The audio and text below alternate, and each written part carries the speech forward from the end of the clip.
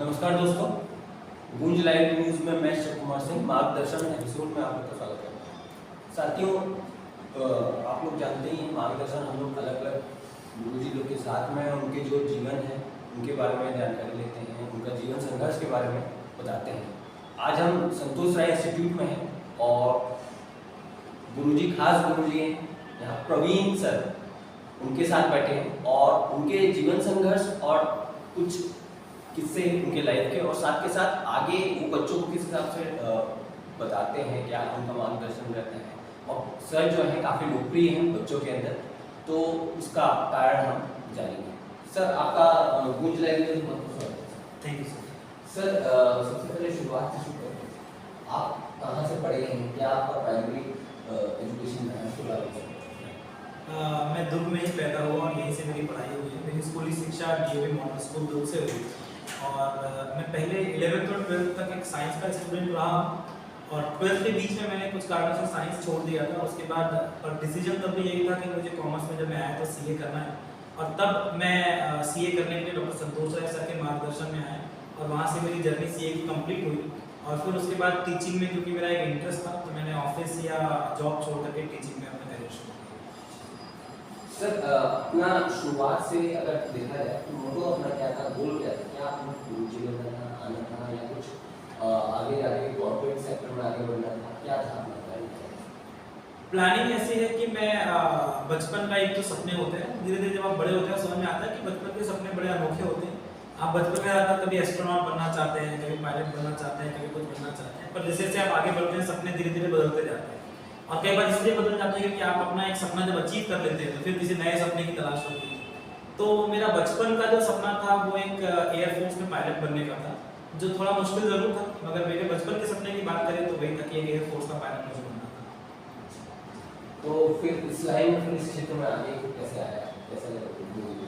ये बहुत ही personal story है जो नॉर्मली बहुत कम लोगों को पता है। मुझे मेरे स्टूडेंट्स को जरूर पता है ये बात कि मैं एयरफोर्स में जाना चाहता था। घर वालों का थोड़ा दबाव जरूर था क्योंकि घर का बड़ा बेटा होने के नाते एयरफोर्स में जाना, यानी आप समझते हैं कि देश के लिए नछावर होने को तैयार होता है इंसान, तो थोड़ा घर वाले रिस्ट्रिक्ट जरूर करते थे। पर 11th में मैंने साइंस ली ही इसलिए थी कि मुझे एयरफोर्स में जाना था। और 11th साइंस के बाद जब मैं 12th क्लास पढ़ रहा था तो 12th में एयरफोर्स का एग्जाम हुआ, जहाँ अगर मैं क्वालिफाई हो जाता तो मेरी आगे की पूरी पढ़ाई एयरफोर्स के स्कूल में ही होती। रायपुर में वो एग्जाम हम देने गए थे रविशंकर यूनिवर्सिटी के मैदान में और उसका रिटन एग्जाम मैंने क्लियर कर लिया, उसका फिजिकल एग्जाम भी मैंने क्लियर कर लिया, बट अनफॉर्चुनेटली मैं उसके मेडिकल एग्जाम में क्लियर नहीं हो पाया। और जिन मेरे छात्रों को या जिन दोस्तों को नहीं पता, मैं बता दूं कि अगर आप किसी भी एनडीए के एग्जाम में रिटन और फिजिकल में फेल होते हैं तो आप फिर से अपीयर हो सकते हैं, पर मेडिकली अनफिट होने में आप फिर से अपीयर नहीं हो सकते। और मेरी मेडिकल अनफिटनेस ये थी कि मेरी हार्ट बीट थोड़ी सी इरेगुलर है। एक टॉपिक है,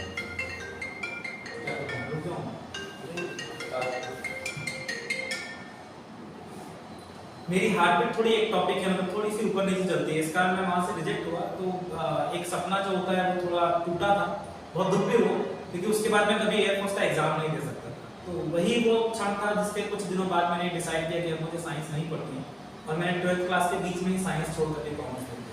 अच्छा, मतलब आप 11th 12th में साइंस जी। फिर वहाँ पर अपने आप को मेकअप करना और आगे अपने आप को गोल अपना बदलना, क्या उसमें दिक्कत आई? क्या दिक्कत है बच्चों के लिए करना है? सभी स्टूडेंट्स को, सभी दोस्तों को मैं यही कहना चाहूँगा कि कई बार हम बोलते हैं कि नथिंग इज इम्पॉसिबल, मगर ऐसे मोड़ कभी कभी जीवन में आते हैं जहाँ आपके लिए सभी रास्ते बंद हो जाते हैं। जैसे मेरा एम था कि मुझे एयरफोर्स में जाना है, पर मैं ऐसी सिचुएशन में पहुंच गया जहाँ पर एयरफोर्स में जाना संभव ही नहीं था मेरे लिए। तो आप सभी को ये कहना चाहूँगा कि आप गोल कई बार चेंज करने पड़ सकते हैं, कई बार सिचुएशंस ऐसी होती है, कई बार चीज़ें ऐसी होती है, मगर सफलता का अर्थ ये नहीं है कि सिर्फ एक पर्टिकुलर उद्देश्य जो आपने ठाना वहीं तक पहुंचे। आप किसी भी क्षेत्र में सफल हो सकते हैं। हाँ, मेरा ये जरूर था कि मुझे जिस क्षेत्र में जाना है उसके बेस्ट में मुझे रहना है। तो जब मैं छोटा था तो मैंने एयरफोर्स के बारे में सोचा। जब वहां से मैं निकला और कॉमर्स ज्वाइन किया तब भी मेरा पहला एम यही था कि सीए ही करना है, क्योंकि कॉमर्स में सीए को सबसे ऊपर समझा जाता है, तो सीए ही करने का एम था। और इसके बाद आपको जो सबसे इंपॉर्टेंट जरूरत होती है वो होती है एक मार्गदर्शन। जब मैं कॉमर्स फील्ड में आया, साइंस छोड़ करके आया था, तो मेरे कॉमर्स बहुत ही नया सब्जेक्ट था। तब स्कूल के टाइम पर मिस्टर हितेंद्र तन्ना थे जो मेरे टीचर थे वो, और उसके बाद एक अगले 3 साल का जो गाइडलाइन मुझे मिला डॉक्टर संतोष राय सर से, वो अविश्वसनीय है। कि वैसा एक साइंस से आए हुए स्टूडेंट को कॉमर्स की फील्ड में इतने आगे बढ़ा देना, इतना आगे ढकेल देना, उसे इतना मोटिवेट करना, ये काम डॉक्टर संतोष राय सर ने किया। सर अब हम आते हैं उसी आगे लाइन जो था आप सर से पढ़ाई करें, उसके बाद फिर यहाँ की खासियत आपको कुछ एज ए स्टूडेंट क्या आपको लगी दूसरे से, और उस समय और कोई उस समय में कॉमर्स को चुनना, वो जो एक समय था वो एक बहुत कठिन वो भी रहा ऑप्शन भी रहा, क्योंकि इस समय हम लोग क्या तो यहाँ पर इंजीनियरिंग वगैरह, तो उस समय में फिर आपने कैसे अपने आप को तैयार किया, सर का उसमें क्या रोल रहा, थोड़ा उसको डिटेल हुआ। जी जैसा कि मैं अब तक बता चुका हूँ कि कॉमर्स की फील्ड का मैं नहीं था, और जब कॉमर्स लेने के बाद सीए करना चूज किया मैंने, तो 12th के बाद मैं तो कॉमर्स का कुछ भी नहीं जानता था, तो मैंने भी लोगों की तरह अलग अलग कोचिंगों के चक्कर लगाए। पर एक पहला इंस्टेंस होता है ना कि जब मुझे याद है कि मैं अपने मामा जी के साथ निकला था, मैंने दुर्बिलाई की जो बड़ी क्लासेस होती है ऐसे 2-3 जगहों पर मैं गया, पर इस इंस्टीट्यूट में डॉक्टर संतोष राय इंस्टीट्यूट में घुसने के साथ ही पहली बार जब आपको एक ना एक आभास होता है, एक पॉजिटिव वाइब मिलती है, तो पहला इंस्टेंस और यहाँ आकर के मैं और मेरे मामा राय सर से मिले थे, तो वो पहला जो मोटिवेशन जो वाइब था वो बहुत इंपॉर्टेंट था। तो वहां से मेरी जर्नी शुरू हुई डॉक्टर संतोष राय इंस्टीट्यूट में, और उसके बाद जैसे जैसे हम आगे बढ़ते गए तो मुझे याद है कि पढ़ाने में क्लास के अंदर राय सर का जो मोटिवेशन होता है, और खासतौर से मिट्टू मैम का जो डिसिप्लिन होता है, मैं उन्हें मिट्टू दी कहता हूँ, मगर मिट्टू तब मेरे लिए मिट्टू मैम थी, तो उनका जो डिसिप्लिन होता है, डिसिप्लिन के साथ वो जितना प्यार बच्चों को करती है वो एक अलग ही लेवल का होता है। तो मेरे साथ भी ऐसे बहुत सारे क्लास के अंदर के किस्से हैं जहाँ पर राय सर ने कई बार मोटिवेट किया, कई बार मिट्टू मैम ने मुझे डिसिप्लिन किया, मुझे सही रास्ते पर लेकर के आई। इसमें से एक छोटा किस्सा ये है कि जब मैं सीए इंटर का एग्जाम देने जा रहा था, तो दोनों ग्रुप देने की तैयारी थी। मई में मेरा एग्जाम था और जनवरी में मैंने ये सोचा कि मुझसे अकाउंट्स की पढ़ाई बहुत अच्छे से नहीं हो पा रही है, तो मैं एक ही ग्रुप का एग्जाम दूंगा। और मेरे सिर्फ एक खास दोस्त को एक दिन यूं ही क्रिकेट ग्राउंड पे बैठकर जनवरी के महीने में मैंने बताया कि अरे यार दोस्त, सोच रहा हूँ कि मैं सिर्फ एक ही ग्रुप का एग्जाम दूंगा, तो किसी को बताना मत। और उसी दिन शाम को 6 बजे मेरे पास डॉक्टर संतोष राय सर का फोन आया कि प्रवीण, सुना है कि तू एक ही ग्रुप का एग्जाम देने वाला है, एक काम कर, कल सुबह आके मिल। तो उसे एक दोस्त का नाम तो मैं नहीं बता रहा हूँ, मगर एक दोस्त को मैंने बताया था किसी को मत बताना, और वो बात राय सर तक पहुंच गई। ये इंपॉर्टेंट नहीं था, उसके बाद इंपॉर्टेंट ये था कि राय सर ने खुद मुझे फोन किया, मुझे इंस्टीट्यूट में बुलाया, मुझे बताया कि तेरे अंदर कैपेबिलिटी है, मुझे एक प्रॉपर प्लानिंग करके दी कि तेरा अकाउंट्स में अगर प्रॉब्लम भी चल रहा है तो बाकी ये सब्जेक्ट में स्ट्रांग है, इसको ऐसे ऐसे प्लान कर और फिर तू कर सकता है। और अभी तो जनवरी है, तेरा मई में एग्जाम है, छोड़ना भी होगा तो मार्च अप्रैल में सोचेंगे, जनवरी में छोड़ के भागने के बारे में मत सोच। और फिर वो दिन है, और उसके बाद इंटर के रिजल्ट का दिन है जब मैं दोनों ग्रुप एक साथ पास हो गया। सर तो उसके बाद फिर पास हो गए, उसके बाद फिर यहाँ पर आप पढ़ाते हैं, उसका कुछ पढ़ाने का ऐसा है कि जब मैं सीए कंप्लीट कर रहा था, आखिरी मेरा एग्जाम बचा हुआ था, तो तब बातें चल रही थी कि घर में कि मैं ऐसे एक मारवाड़ी इंसान हूँ तो ऑफिस खोलना चाहिए, दोस्त कहते थे कि जॉब करना चाहिए, बाकी सब दोस्त जॉब करना चाहते थे, मगर मेरा इंटरेस्ट था टीचिंग में। मगर फिर वही कि घर वालों और मेरे बीच में थोड़ा सा वो चल रहा था कि उनकी इच्छा नहीं थी कि मैं टीचिंग में जाऊँ, पहली इच्छा तो उनकी नहीं थी। और यहाँ पर एक मूवी ने बड़ा इंपॉर्टेंट रोल प्ले किया मेरी जिंदगी में। ऐसा कहते हैं कि मूवीज तो कहानियां होती है, किस्से होती है, मगर कभी कभी कुछ कहानियां आपकी जिंदगी में भी जुड़ जाती हैं। 3 इडियट मूवी उसी समय आई जब मैं सीए फाइनल पढ़ रहा था और पास हो रहा था। तो जो मम्मी पापा को मुझे जो बात समझानी थी कि जो मन है वो करने दिया जाना चाहिए, तो मेरे मम्मी पापा जब वो मूवी देख करके आए तो फिर उसके कुछ दिनों बाद वो मान गए कि ठीक है, तेरा जो मन है वो। वैसे उन्होंने हमेशा मेरा साथ दिया है मेरी पढ़ाई में, हर चीज में, मगर उनकी भी कुछ इच्छाएं होती हैं, और उन्होंने हर समय मुझे इस बात के लिए मोटिवेट किया। पापा का अपना एक बिजनेस था, पर मुझे इस बात के लिए मोटिवेट किया कि जब तक तू पढ़ रहा है, अच्छे से पढ़ रहा है, पढ़ाई करता है, बिजनेस की तरफ तुझे देखने की जरूरत नहीं है, कुछ करने की जरूरत है। जब पढ़ाई तेरी बंद हो जाएगी या तो नहीं पढ़ पाएगा, तब तो बिजनेस में आना। तो उनका ये एक बहुत इंपॉर्टेंट रोल मेरे जीवन में रहा है। नहीं तो एक नॉर्मली बिजनेसमैन के बच्चे के बारे में बात होती है कि 11th-12th में थोड़ा थोड़ा दुकानों में बैठने लगता है, बिजनेस में बैठने लगता है, और फिर उसकी पढ़ाई लिखाई छूट जाती है। तो मेरे पापा ने अपना बिजनेस अकेले संभाला, हम दोनों भाइयों में से किसी को कभी बिजनेस में शामिल होने के लिए उन्होंने कभी ऐसे फोर्स नहीं किया, हमेशा उनका यही कहना था। और फिर उस मूवी ने उनके और मेरी मम्मी के थोड़े थॉट्स को में बैठने लगता है, बिजनेस में बैठने लगता है, और फिर उसकी पढ़ाई लिखाई छूट जाती है। तो मेरे पापा ने अपना बिजनेस अकेले संभाला, हम दोनों भाइयों में से किसी को कभी बिजनेस में शामिल होने के लिए उन्होंने कभी ऐसे फोर्स नहीं किया, हमेशा उनका यही कहना था। और फिर उस मूवी ने उनके और मेरी मम्मी के थोड़े थॉट्स को बदला, तब मैं टीचिंग में आया। मतलब एक मूवी ने आपके लाइफ में कहीं ना कहीं चेंज भी किया, देखा जाए। अच्छा सर, मैं ये बोल रहा था कि आप यहाँ पढ़ाना शुरू कर दिया, यहाँ पर बच्चे लोग आते थे, उसके बाद अचानक से थोड़ा समय आगे चले गया, अचानक से कोरोना का दौर आ गया, उसके बाद सारी चीज़ें ऑनलाइन हुई।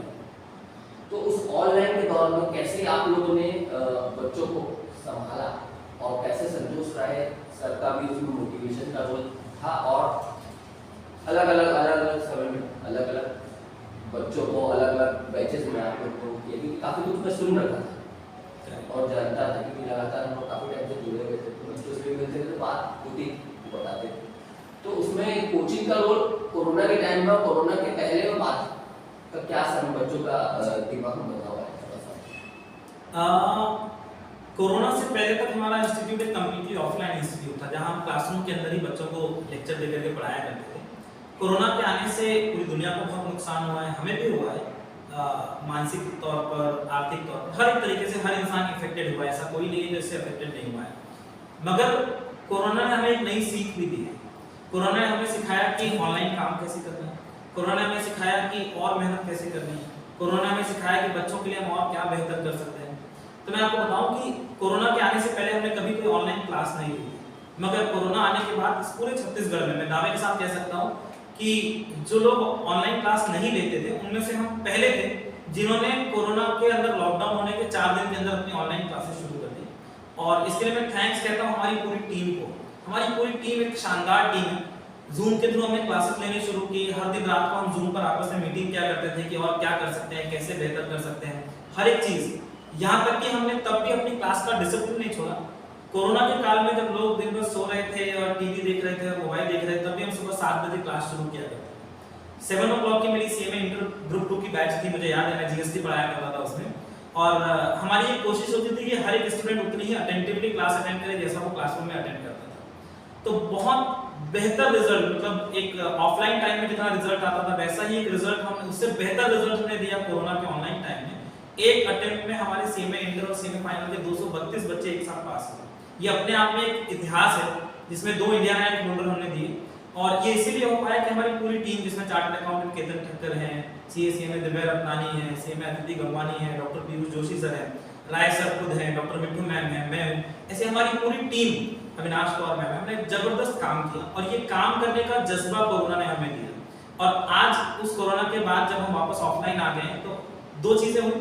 हमारे लिए जो बच्चे दूर से हमारे पास आते थे और आज उनके लिए यहाँ आना दूर तक संभव नहीं है, या कॉस्ट की उनकी यहाँ रहने के, खाने के, पैसे की अगर कोई दिक्कत है, तो वो बच्चे हमसे ऑनलाइन पढ़ लेते हैं। ऑनलाइन क्लासेस में भी हमारा जो पढ़ाने का तरीका है, हम पेन ड्राइव क्लासेस या रिकॉर्डेड क्लासेस नहीं प्रोवाइड करते। हमारी ऑनलाइन और ऑफलाइन क्लासेस साथ साथ चलती है, यानी इस क्लासरूम के अंदर बैठ के जो बच्चा पढ़ रहा है, सेम वही चीज वहाँ उस बच्चे को दिखाई देगी। तो हमारा कनेक्शन उस बच्चे से बना रहता है। और हम अपने बच्चों को बहुत इमरजेंसी के अलावा कभी अपना वीडियो ऑफ करने नहीं देते, ताकि हमें वो बच्चा कंटिन्यूअसली दिखाई देता रहे कि वो पढ़ाई में ध्यान दे रहा है। तो हमारी टीम और हमारी मेहनत बस यही है, और हमारे बच्चे जो हैं वो बहुत अच्छे हैं। तो अब बच्चों की मेहनत जब तक हमारे साथ नहीं होगी तब तक रिजल्ट नहीं आएगा। इसमें अगला मेरा सवाल ये था बच्चों से, मुझे कैसे बच्चों को, क्योंकि एक गुरु के तौर पर जब आप रहते हैं तो 50-60 बच्चे क्लास में आते हैं सर, लेकिन पॉसिबल नहीं होता है कि सारे बच्चों को मेकअप आप उस हिसाब से, जैसे आप कोई भी टीचर पढ़ाता है तो फर्स्ट एक ही बच्चा आता है, कोई सेकंड आता है, कोई फेल भी होता है, तो उसको फिर मेकअप कैसे करते हैं सर आप लोग? और जो रिस्ट्रिक्शन सबसे बड़ा ऑनलाइन में हुआ, क्योंकि ऑनलाइन सब चीज़ें होती हैं, तो ऑनलाइन के बाद में ये होता है कि अचानक बच्चा पढ़ रहा है, अचानक से उसके सामने कुछ मैसेज आ गया, उसका दिमाग बदल गया, तो उसको फिर आप लोग कैसे तैयार करते हैं कि वो बच्चा इसको थोड़ा ध्यान? देखिए, हर एक बच्चे की कैपेसिटी अलग अलग होती है। बीइंग अ टीचर या बीइंग एन इंस्टीट्यूट, हम ये बात लगभग हमें से हर टीचर ये बात समझते हैं कि हम बच्चों को उस बात के लिए प्रेशराइज नहीं करते जो वो नहीं अचीव कर सकता। ऐसी कोई चीज़ नहीं है जो वो नहीं अचीव कर सकता, मगर एक बच्चा जो 40% 50% लेकर के आ रहा है 10th क्लास में या 11th क्लास में, और आप उसे 12th में बोले कि 90% ले आओ, तो ये कहीं ना कहीं गलत होगा। बच्चे का एक ग्रेजुअल इंक्रीमेंट होना चाहिए। अगर एक बच्चा 50% वाला बच्चा है तो 50 से 55 में जाएगा, 60 में जाएगा, 65 में जाएगा, 70 में जाएगा और फिर आगे बढ़ेगा। 50% से सीधा 90% कभी कोई नहीं पहुंचा। ये बात सभी को समझनी चाहिए। मैं पेरेंट्स से भी रिक्वेस्ट करूंगा कि ये बात समझें कि अगर आपका बच्चा हमारे पास पढ़ने के लिए आता है, जब वो हमारे पास आया तो 50% लेकर के आता था, तो अगर अगली बार वो 55% लेकर के आ रहा है तो वो अपने जगह से 10% आगे बढ़ गया, 50 से 55 में 5% का इंक्रीमेंट है। ऐसे करते करते वो धीरे धीरे आगे बढ़ेगा। आप ये सोचेंगे कि आपने उसको किसी इंस्टीट्यूट में डाल दिया 50 से सीधा 90 हो जाएगा, होगा, मगर एक ग्रेजुअल स्टेप। आप एक साथ 6 सीढ़ी कूद के नहीं चढ़ सकते, एक एक सीढ़ी चढ़ेंगे, बहुत होगा तो 2-2 चढ़ेंगे। तो कुछ बच्चे ऐसे होते हैं, इसके बहुत सारे उदाहरण हैं हमारे पास कि कई ऐसे बच्चों को हमने पढ़ाया। एक को तो मैं जानता हूं जो 52% 10th क्लास में लेकर के आया था और हमारे पास आया था। एक बात थी बस, उस बच्चे ने अपने आप को राय सर की तरफ न्यौछावर कर दिया। राय सर जो बोलते थे वो मानता था, हर एक बात को सुनता था, हर एक बात को जैसा उसको होमवर्क दिया जाता था करता था, टेस्ट देता था। बस उसने अपने आप को अपने गुरु की तरफ न्यौछावर कर दिया। जैसा कहा ही जाता है कि आप गुरु जो बोल रहा है वो सुनना शुरू कर दीजिए, गुरु आपको सही रास्ते पे चलाएगा। कोई टीचर कभी ये नहीं चाहता कि उसका बच्चा अच्छा परफॉर्म ना करे। उस बच्चे ने 12th बोर्ड में 89% स्कोर किया। तो 10th में 52% के बाद लोगों के मार्क्स 11-12 में कम होते हैं, बट एक 52% वाला जब 89% लेकर के आएगा तो ये गैप बहुत बड़ा गैप है। आप अगर ये चाहेंगे कि 50% वाला बच्चा, हर बच्चा 90 जाए, बिल्कुल जा सकता है। मैं हर बच्चे से ये कहूंगा कि आप जहां भी हैं, जो भी आप अपने गुरु को न्यौछावर कर दीजिए अपने आप को, वो जरूर आपको आगे लेकर के जाएगा। गुरु के तौर पर जब आप बच्चों को अलग अलग एजुकेशन देते हैं तो कैसे एक एवरेज बच्चों को आप तैयार करते हैं, उसका प्रोसेस क्या होता है? वो थोड़ा बताइए प्रोसेस। जैसे मैंने अभी आपको बताया कि हर बच्चा अलग है। कई बार कुछ बच्चों को डांटना पड़ता है, कुछ बच्चों को प्यार से समझाना पड़ता है, कुछ बच्चों से अलग से बात करनी पड़ती है, कुछ बच्चों को क्लासरूम के बीच डांटना पड़ता है। तो जब एक बच्चा हमारे पास आता है तो स्टार्टिंग में जैसा आपने बताया कि 40-50 बच्चे बैठे होते हैं क्लासरूम में, तो धीरे धीरे 15 दिन, 20 दिन, 25 दिन को पढ़ाने के बाद हर एक के बारे में थोड़ा थोड़ा हमें समझ में आने लगता है। और इस मामले में हमारे इंस्टीट्यूट में सबसे खास बात है कि हर टीचर जो हमारे यहाँ है, हर फैकल्टी जो हमारे यहाँ, अपने आप में अलग खूबी उनमें है। हमारी डॉक्टर मिट्टू मैम जो है वो एक साइकोलॉजिस्ट है, तो चाइल्ड साइकोलॉजी पे उनका जबरदस्त कमांड है। तो वो तो बच्चों से बात करके ही समझ जाती है कि इसके मन में क्या चल रहा है। कई बार होता है कि हम बोल कुछ और होता है मगर हमारे पीछे मन में कुछ और चल रहा होता है, तो वो उस बात को समझते हैं कि इस बच्चे को कैसे समझाया जाए। तो नॉर्मली हम कोशिश ये करते हैं कि हर एक बच्चे को हम समझाएं, उसकी जो नीड है उसको पूरी करने की कोशिश करें। कई बार बच्चों को तकलीफ होती है जो वो नॉर्मली नहीं बता पाते, तो हम उनको अलग से बुला करके पूछने की बात करते हैं। हम उनके साथ काउंसलिंग का काम करते हैं। हर बच्चे के पास ये बात है, उनके पेरेंट्स के लिए भी ये बात है कि हर दिन 7:30 बजे के बाद हमारे टीचर्स अवेलेबल होते हैं। आप उनसे कॉल करके आप आ सकते हैं, अपने बच्चे के बारे में पूछ सकते हैं, उसकी तकलीफें शेयर कर सकते हैं। बच्चा खुद भी आ सकता है। और जब मुझसे कोई बात हैंडल नहीं होती है, कोई बच्चा मुझसे हैंडल नहीं होता है, तो मैं अपने डॉक्टर मिट्टू मैम की तरफ भेज देता हूँ, क्योंकि वो उन्हें बहुत अच्छे से समझती है। कभी कभी ऐसा होता है कि कुछ चीज़ें हर इंसान में हर वो कैपेबिलिटी नहीं होती, तो कुछ चीज़ों पे जहाँ मैं कम हूँ तो कोई दूसरा इंसान उस चीज़ में हमारे इंस्टीट्यूट में बेहतर है, तो वो उसको हैंडल कर लेता है। और बच्चों के साथ भी होता है कि वो भी अपना टीचर एक चुन लेते हैं। हर किसी का एक फेवरेट टीचर होता है। तो होता है कुछ बच्चे मुझसे कनेक्ट होते हैं तो अपनी तकलीफें मुझसे बताते हैं, कुछ राय सर से कनेक्ट होते हैं तो उनसे शेयर करते हैं, और फिर जो जिससे कनेक्ट होता है हम उसको उतना मोटिवेट करके आगे बढ़ाने की कोशिश करते हैं। सबसे इंपॉर्टेंट बात होती है मोटिवेशन। प्रोफेशनल एग्जाम में जब आप जाते हैं तो पढ़ाई हर इंसान करता है या करने की कोशिश करता है, हर इंसान अपनी तरफ से अच्छा देने की कोशिश करता है, मगर एक मोटिवेशन को बात है टाइम पे जरूरी होती है। इसके लिए हमारे इंस्टीट्यूट में अलग अलग समय पर, हम इंस्टीट्यूट के अंदर तो मोटिवेशन करते ही हैं, बहुत सारे मोटिवेशनल प्रोग्राम्स हम कंडक्ट कराते हैं। इसमें बाहर के स्पीकर भी आते हैं, दिल्ली बॉम्बे के स्पीकर्स हम बुलाते हैं, जिनके थ्रू बच्चों को लाइफ में क्या करना है। और इन सब के बीच सबसे इंपॉर्टेंट ये है कि आज हर बच्चा पढ़ाई की दौड़ में तो लगा ही हुआ है, मगर इसके बीच हम इस इंस्टीट्यूट में उनको संस्कार भी देने की कोशिश करते हैं। हम उन्हें बताते हैं आपका बिहेवियर कैसा होना चाहिए, आपका बातचीत करने का तरीका कैसा होना चाहिए, एक विनम्रता आपके अंदर होनी चाहिए। हमारा इंस्टीट्यूट शायद इकलौता इंस्टीट्यूट होगा जहाँ हम आज भी जब भी हमारे कोई गेस्ट आते हैं, कुछ होते हैं, तो हमारे हर बच्चों का पैर छूता है। तो ये बात, ये संस्कार हम उनमें डालते हैं, क्योंकि पढ़ाई और एक सक्सेस या मॉनेटरी टर्म में सक्सेस अपनी जगह है, पर जब ये संस्कार के साथ मिक्स होकर के चलती है तो इससे बेहतर और कुछ नहीं। जी सर, मैं ये चीज़ जानना चाह रहा था कि एक टीचर के तौर पर जब आप आए थे, CA CM दोनों में पहले तो थोड़ा सा अंतर है। यूनिवर्सिटी बहुत सारे हैं, साइंस वाले हैं, अलग जानकारी नहीं। दूसरा ये है कैसे वो उसकी तैयारी है, जो कॉमर्स वाले बच्चे हैं, अगर CA की तैयारी कर रहे हैं, CM की तैयारी कर रहे हैं, तो उनका कितने घंटे पढ़ना चाहिए, इस हिसाब से बुक की रेफरेंस क्या रहती है? आपने 3-4 क्वेश्चन एक आपने पूछा तो एक ही सवाल में, अगर ये अपने आप में 3-4 सवाल के बराबर है तो मैं टुकड़ों में आंसर करूंगा। पहला ये कि सीए और सीएमए और एक और होता है सीएस। तो सीए, सीएमए और सीएस ये 3 कोर्स हैं जिन्हें कॉमर्स का टॉप कोर्स है, ड्रीम कोर्स माना जाता है, जिसमें सीए का नाम लगभग सब लोग जानते हैं। कॉमर्स की जब भी बात होती है तो चार्टर्ड अकाउंटेंट सभी जानते हैं। अगर ब्रीफ में बताऊं तो चार्टर्ड अकाउंटेंसी 12th के बाद लगभग 4.5 साल का कोर्स है, जिसमें 3 लेवल है, फाउंडेशन, इंटर और फाइनल। सीएमए लगभग 3.5 साल का कोर्स है 12th के बाद, जिसमें भी 3 लेवल है, फाउंडेशन, इंटर और फाइनल। और अगर कोई बच्चा सिर्फ ग्रेजुएशन कर रहा है, कॉमर्स की पढ़ाई में बीकॉम या बीबीए कर रहा है और वो इन कोर्सेज में आना चाहता है, तो ग्रेजुएशन की बेसिस पे वो डायरेक्ट एंट्री हम बोलते हैं उसको, जिसमें उसे फाउंडेशन का एग्जाम नहीं देना होता, इंटर और फाइनल का एग्जाम देना होता है, तो उसका 1-1 साल हम कम कर सकते हैं। और सीएस जो है, जिन बच्चों को थ्योरी पढ़ना अच्छा लगता है, याद करना अच्छा लगता है, उनके लिए सीएस बड़ा अच्छा कोर्स है। बेसिकली जो बच्चे लॉयर नहीं बनना चाहते मगर कॉर्पोरेट लॉ देखना चाहते हैं, उनके लिए सीएस है। तो सीएस यानी कंपनी सेक्रेटरी, वो कंपनी के पूरे लीगल मैटर हैंडल करने वाला इंसान होता है और एक बहुत ही अच्छा प्रोफाइल है। अब इन तीनों में डिफरेंस क्या है? तो सीए जो है वो तो सभी जानते हैं, सीएमए जिसे पहले आईसीडब्ल्यू कहा जाता था, अब उसे कॉस्ट एंड मैनेजमेंट अकाउंटेंट कहते हैं। तो सीए और सीएमए दोनों लगभग एक जैसे कोर्स है, तीनों ही इंस्टीट्यूट गवर्नमेंट के इंस्टीट्यूट है। जिन बच्चों को ये बात नहीं मालूम, सीए, सीएमए, सीएस का कोई कॉलेज नहीं होता, आप गवर्नमेंट के पास इसका रजिस्ट्रेशन करवाते हैं इंस्टीट्यूट में, फिर उसकी क्लासेस करते हैं जो हम प्रोवाइड करते हैं, और फिर उसके बाद आप उसके एग्जाम की तैयारी करते हैं और एग्जाम देते हैं। तो इस बीच में जो तैयारी है वो कराने की जिम्मेदारी हमारी है, चाहे वो फाउंडेशन हो, चाहे इंटर हो, चाहे फाइनल हो। अब एक बहुत इंपॉर्टेंट बात है जो मैं 11th 12th कॉमर्स के बच्चों से कहना चाह रहा हूँ, या जो ग्रेजुएशन कर रहे हैं उनसे कहना चाह रहा हूँ। अगर आप 11th और 12th कॉमर्स के बच्चे हैं तो क्या होता है, हमें ये कहा ही जाता है कि साइंस या जो बच्चा होशियार है वो मैथ्स लेता है, फिर बायो लेता है, फिर कॉमर्स लेता है। पहली बात तो अब ये बात बदल गई है। 10th में 10 सीजीपीए लाने वाले बहुत सारे स्टूडेंट हैं जो कॉमर्स ले रहे हैं, उनका एम पहले से क्लियर है। मगर बहुत सारे ऐसे बच्चे होते हैं, खासतौर से कॉमर्स में हम थोड़े से स्लो होते हैं। हम सोचते हैं कि 12th जब हो जाएगा तब हम देखेंगे। सीए करने का मन है, सीएमए करने का मन है, मगर फिर भी 12th के बाद हम सोचेंगे। सबसे बड़ी दिक्कत ये है कि जो बच्चा 12th क्लास के बाद आता है, 12th क्लास के बाद आता है, उसका एक मिनिमम मैं मानता हूँ कि 6 लाख रुपए का नुकसान होता है। ऐसा मैं क्यों कह रहा हूँ? क्योंकि जब आप सीए करने जाएंगे तो आप अगर 11th 12th के स्टूडेंट हैं तो आप 12th के तुरंत बाद मई और जून में सीए और सीएमए का एग्जाम दे सकते हैं।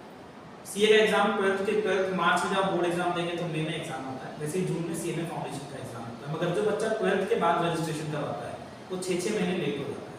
और आज एक सीए और सीएमए की वैल्यू, अगर हर बच्चा जो सीए सीएमए करता है उससे आप पूछेंगे कि तुम कितना रुपए कमाना चाहते हो, तो वो कहेगा कि कम से कम 1 लाख कमाना चाहता हूं पर महीने। तो अगर आप 6 महीने खुद अपनी लापरवाही से लेट हो रहे हैं तो आपने 6 लाख रुपए का नुकसान करो।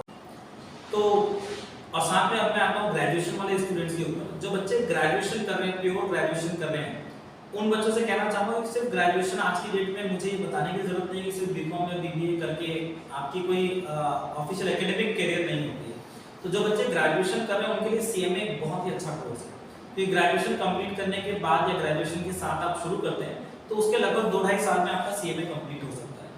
और सीएमए करके आप अगर जॉब में जाना चाहते हैं तो गवर्नमेंट कंपनीज में जॉब है, प्राइवेट कंपनीज में जॉब है, कैंपस सिलेक्शन होता है, बड़ा अच्छा कैंपस है। अभी पिछले 2 कैंपस अगर मैं आपको बताऊं तो हमारे यहाँ के जो स्टूडेंट्स हैं उनका एक अंजलि देशमुख नाम की हमारी ऑल इंडिया रैंक होल्डर थी फाइनल में, जिसका इंडियन ऑयल में सिलेक्शन हुआ, जो एक गवर्नमेंट कंपनी है। संदीप कुमार हमारा ऑल इंडिया रैंक होल्डर है सीएमए इंटर और फाइनल दोनों में, उसका अभी गवर्नमेंट उसमें जॉब लगा है, गवर्नमेंट सेक्टर में उसका जॉब है इंडियन टूरिज्म में। इसके अलावा जितनी भी प्राइवेट कंपनी है, चाहे वो सिटको हो, ओला इलेक्ट्रिकल हो, एलएनटी हो, इसके बाद अल्ट्राटेक सीमेंट्स हो, ऐसे बहुत सारी कंपनियों में हमारे बच्चों के जॉब लग रहे हैं। और जो स्टार्टिंग सैलरी शुरू हो रही है वो 7-8 लाख रुपए है। हाईएस्ट सैलरी जो अभी गई है पिछले 2 सेशंस में, that is 16 lakh rupees per month, 16 lakh रुपए की सैलरी। और बच्चों की उम्र लगभग 20-21 साल है जो ये जॉब करना शुरू कर रहे हैं। तो अगर आप 12th से शुरू करते हैं तो लगभग 20-21 की उम्र में आप जॉब करने लायक हो जाएंगे। ग्रेजुएशन के साथ भी शुरू करते हैं तो अधिकतम 22 साल के आसपास आप एक अच्छा करियर शुरू कर सकते हैं। अच्छा सर, हमने ये भी सुना है संतोष राय इंस्टीट्यूट लगातार कई गुरुजी रहे हैं जो अवार्ड्स होल्डर रहे, तो उसका राज थोड़ा बताइए और उसके बाद हमारे सबसे, जैसे हम बच्चों को मोटिवेट करते हैं, हम सबको भी समय समय पर मोटिवेशन की जरूरत पड़ती है, पर हमें उसके लिए कहीं और देखना नहीं पड़ता। हमारे पास हमारे मोटिवेशन के सोर्स डॉक्टर संतोष राय सर हर समय अवेलेबल है। एक ऐसा इंसान जिसके पास 24 डिग्रीज और डिप्लोमास हैं, जिसके पास लगभग 42 नेशनल अवार्ड है, लगभग 16 इंटरनेशनल अवार्ड है, और पिछले 6 से 7 साल में पूरे छत्तीसगढ़ में इकलौते इंसान जिनका Guinness book of world record में नाम दर्ज है। इसके अलावा उनका नाम लिम्का बुक में, इंडिया बुक ऑफ रिकॉर्ड्स में, गोल्डन बुक ऑफ रिकॉर्ड्स में दर्ज है। उनके पास 2 रिकॉर्ड है। गिनीज बुक में उनका नाम दर्ज है एक लार्जेस्ट बिजनेस कार्ड के लिए। इसके अलावा उनका नाम दर्ज है 10 साल के पीरियड में सबसे ज्यादा नंबर ऑफ डिग्रीज और डिप्लोमास में। ऐसे रिकॉर्ड बनाए। फिर वो रुकते नहीं है, उन्होंने फिर एक ट्रस्ट के वो संस्थापक हैं, मां शारदा सामर चैरिटेबल ट्रस्ट, जिस ट्रस्ट ने भी एक रिकॉर्ड बनाया world Asia book of record और इंडिया बुक में हमारा नाम दर्ज है हमारे ट्रस्ट का, जहां पर हमने लगभग 38,000 साबुनों की लाइन बनाई और फिर उनको जरूरतमंदों को बांट दिया।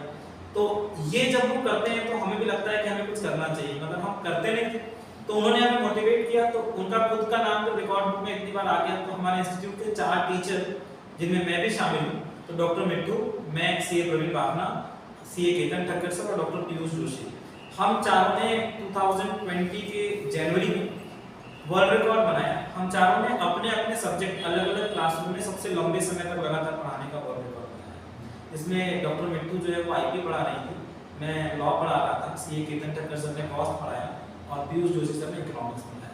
तो ऐसे हम सब ने सबसे लंबे समय तक पढ़ाने का वर्ल्ड रिकॉर्ड बनाया है, जिसमें मेरा और डॉक्टर मिट्टू मैम का इंडिया बुक ऑफ रिकॉर्ड और golden book of world record में नाम दर्ज है, और पीयूष जोशी सर और केतन ठक्कर सर का भी golden book of world record में नाम दर्ज है।